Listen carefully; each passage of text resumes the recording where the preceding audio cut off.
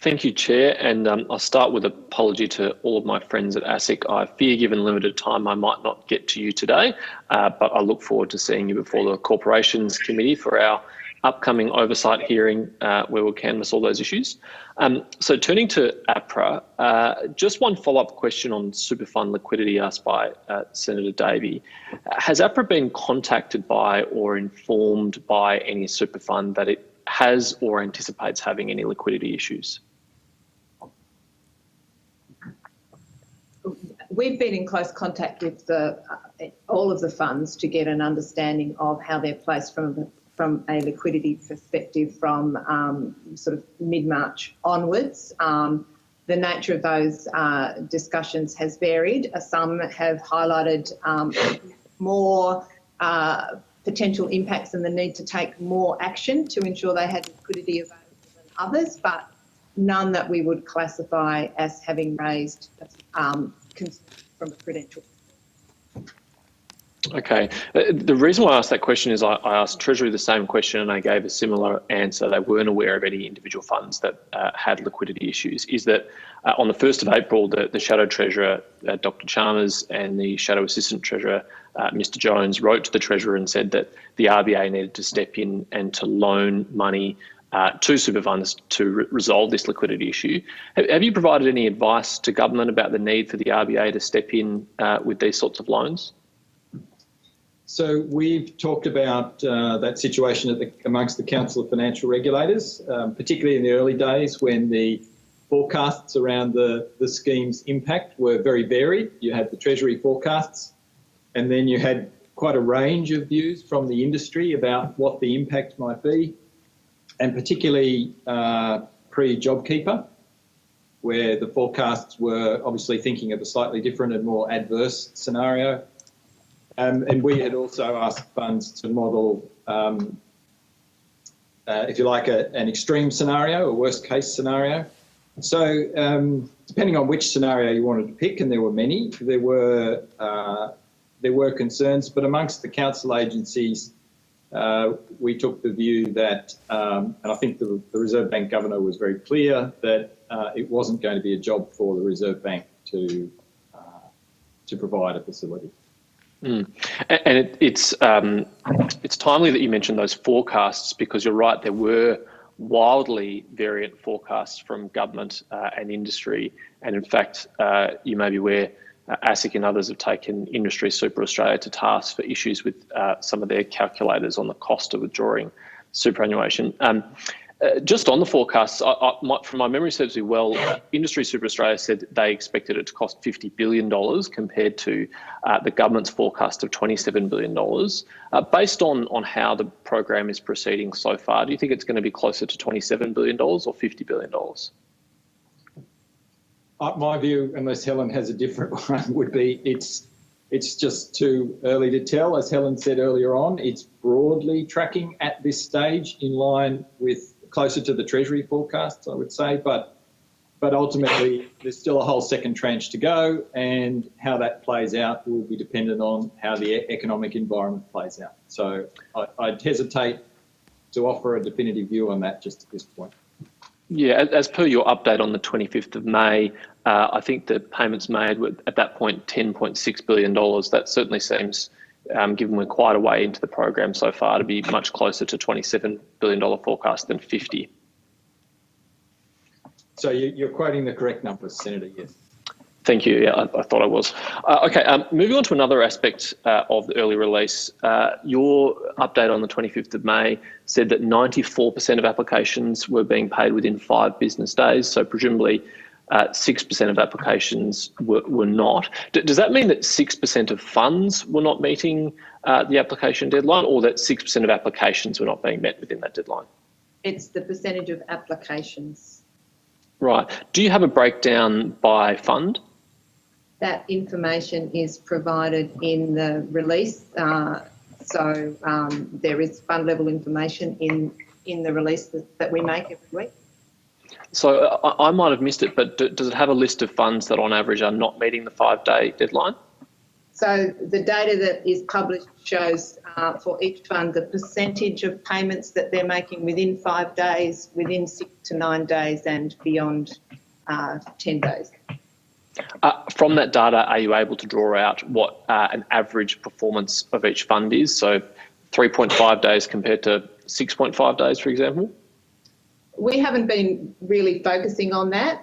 We're really just trying to understand the percentage of payments and the processing approach. Where funds have a lower level of processing of payments within the 5-day period, we're following up to understand why and what the driver of that is and what actions they're taking to ensure that they're getting the money to applicants as soon as practicable, which is what the legislation requires. Okay, I might ask if you could have a look at that on notice and see whether you can provide to the committee the average length of time by each fund it takes to provide the release, because I think it is of public interest if there are some funds in particular which are consistently struggling, and that can be identified by the average number of days. It can also be identified by the information we're publishing around the percentage of payments made within 5 days. I mean, whether it's average days or the percentage meeting the 5-day timeframe, the information is there and it's transparent for the public. Yeah, well, I'd be grateful if you could take that on notice. Thank you, Senator. Thank you. Just moving on to another matter. I'm not sure, did you see the testimony of the Reserve Bank Governor this morning? I saw part of it, Senator. One question I asked him was about any forward guidance he could provide on interest rates. And I don't want to verbal him, but I'll give the best summary I can. He said that it wasn't very likely that interest rates would be rising anytime soon. And in light of that, I asked him whether the interest rate buffer that APRA has in place of 2.5% for residential mortgages is something that should be examined, given that it would take 10 standard interest rate rises to reach that buffer. Is that something that APRA has done any work on? Probably the answer to that is no, Senator. I mean, we did make some changes to that buffer last year, July last year. And when we rejigged, we removed the floor rate because clearly that was becoming an undue constraint. The thing about that buffer, you're right, if you regard it as simply covering interest rate risk, then it's a large buffer. But within bank serviceability calculations, it sort of provides a proxy for all sorts of uncertainty. It provides a proxy for uncertainty about reductions in income, unemployment, illness, divorce, all of those things that happen when banks are granting loans for, in some cases, 25 to 30 years. So I agree with you that interest rates are going to stay low. That seems very likely for some time. But if you were to just say, oh, therefore we'll remove the buffer, you'd need to make some other changes to serviceability requirements, because undoubtedly in the current environment, risks to it have substantially risen. And so, I mean, the way we look at it is standards across the system are actually okay at present. It's a highly competitive market for housing credit. There's hundreds of people jostling, or hundreds of businesses jostling to provide housing finance.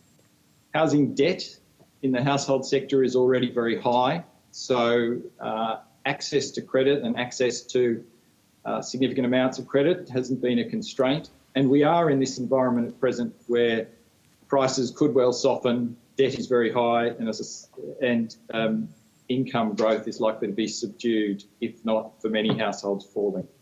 So my point would be we need to be very careful about any change, and if you change that buffer purely on the basis of interest rates, you'd have to make some compensating changes elsewhere to keep standards at a sensible level. And just probably in the current environment, we don't see the cost benefit of doing that. There are, I guess, though, two things in place already which guard against that risk. One is the natural desire on the part of the lender to get the money back that they lend out. I mean, they're going to make their own assessment in their own interests about whether the customer can repay a loan, and most of them would be quite keen to ensure that it's repaid.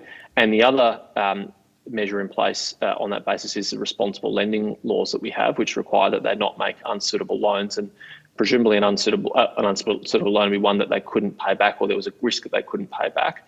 Why aren't those two measures in place sufficient to cover that risk? And doesn't that mean that the 2.5% could be examined? Well, as I said, it could be examined, but it'd have to be, I think, in the current environment, you'd want to offset it with other measures. And my starting proposition would be there'd be a lot of cost and admin associated with changing that, which you wouldn't want to put the system through just at this point. Sorry, just to test that proposition quickly before we move on, what admin costs would there be in, say, if APRA decided that the serviceability buffer should be 2% and not 2.5%? Well, it would be, what would you do to compensate for that elsewhere in the servicing standards? If you made people do different income calculations, different haircuts on income, if you required other buffers to be built in other parts of the serviceability assessment for other sorts of risks that the buffer is sort of acting as a proxy for now. It's admitted that it's a proxy, but it's and in your view, Mr. Byers, if we went from 2.5% to say 2% for argument's sake, you would need all of those new measures to be put in place. That wouldn't be sufficient on its own. So I think we'd be very careful in this environment of saying we should be loosening credit standards at a time when people are already, significant household debt already exists. Income growth is at best subdued, and for many households, income uncertainty has increased. And we would want to maintain a degree of caution in the way banks are lending. It's not the case that, at least my observation would be, it is not the case that access to credit is a particular problem at present, access to housing credit. The interest rate buffer only serves to, in a sense, limit the maximum amount that a customer can borrow. Many customers don't go to their maximum amount. So it's not necessarily a constraint in lots of cases, but it is a useful controlled system when we are in the sort of environment we're in. Okay. Moving on to one last topic. In a recent speech, Mr. Byers, you talked about the three uses of capital for banks. You said that there was to sustain and grow the business, to absorb losses and to reward shareholders. And you indicated that APRA's preference was that it be used for the first two rather than the third. Did you want to expand on that observation at all? So at the risk of repeating what you just said, there's a lot of support put in place by government and the central bank to encourage banks to keep lending. We also know that they'll get their fair share of bad debts simply from the natural cycle that we're currently going through, even if things turn out better than currently being forecast. There will be credit losses that the banks have to absorb. And in the interest of having a stable, viable, competitive system that has plenty of capacity to lend into the recovery, which is, I think, what we all want, we want to make sure banks stay well capitalised. And instead of those three uses, we think the support mechanisms put in place by the government and the central bank certainly go to keeping credit flowing. The bad debts will be what they will be. They're not really avoidable.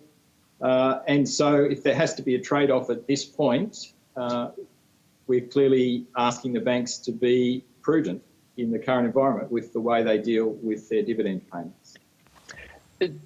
Do you allow for the possibility that there may be some banks that can meet all three requirements, that can pay some form of dividend to shareholders while not putting at risk those other two? So we haven't banned dividends, just to be clear, unlike some other jurisdictions, we haven't banned dividends. We asked our letter to institutions, to both banks and insurers, asked them to seriously consider deferring, and that's what a number have done. But others have chosen to pay a dividend and they've offset that with other capital raisings or other capital management initiatives, and that was perfectly acceptable to us as well, because the impact on the capital base of the system was being mitigated in other ways other than just deferring the decision on the dividend. So it's not a blanket ban, but we're asking people to be very cautious. As I think I said in the speech, prudence is the right strategy just at this point in time, and that's not, that's in the long-term interest of the system and the broader community. I asked because... Sorry, Senator Paterson, you're almost out of time. Okay, final question. I asked because there are a lot of Australians who rely on those dividends for income, particularly retirees, and they made investments on the basis that they would be getting a return on investment. I'm not sure I agree it's a reward, but I think it's compensation for the investment that they make. And if an institution is able to pay it, why shouldn't they? Well, I think, as I said in the speech, it was a difficult decision for us. It wasn't something that we took lightly. We did think about distributional impacts. We did think about the extent to which there were parts of the community that relied on dividends for income. But weighing all things up, we think it was the right decision on balance for the circumstances we're in. Okay, thank you.